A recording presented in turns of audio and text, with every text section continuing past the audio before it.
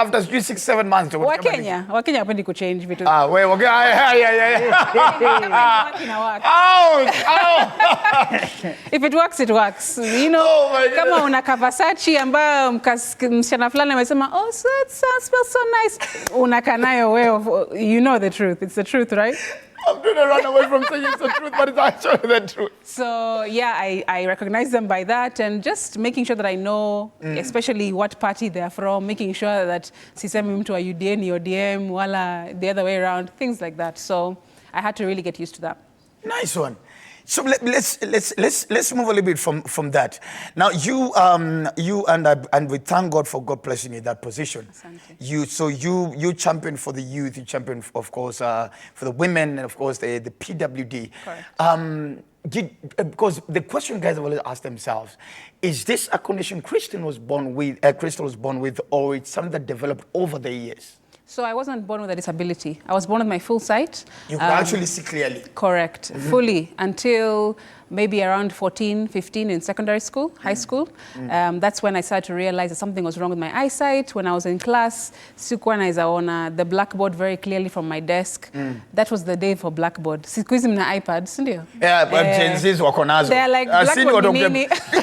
So can you tell them mpaka na piri wa duster ya blackboard? I'm telling you, unaenda nalikuwa na ringa class monitor, unapatiwa hiyo kazi. Hebu njoo ufute hii blackboard. Na walikuwa na ringa wanafikiri wame make it. Juu walikuwa wamebeba duster ya kupanguza blackboard. So for 10-15 years, you realize you're losing your eyes. Correct. Yeah, that's when I started to realize, because I wasn't seeing the blackboard vizuri. Nikienda sports, I can't really see like the basketball. I can't see the players on the field. Oh, you used to play basketball? Yeah. So I was a swimmer and a basketballer in school. Oh. So those when I was in drama class, siezi soma script vizuri, lazima nilete hivi. So things like that alerted me to tell my parents. My mom took me to the a local eye hospital. Hawakujua ni nini, by the way. They just gave me like an eye drop and they told me, you go and use it for a month, utakuwa 250. But of course that didn't happen. Now fast forward, when I went to university in England, is when I had to go for a normal checkup, just regular, because I was wearing glasses by that time. So I'm sure by that time there were those thick ones. Kale kakona kakamba huku. Zile za Velma. Professor Malcolm.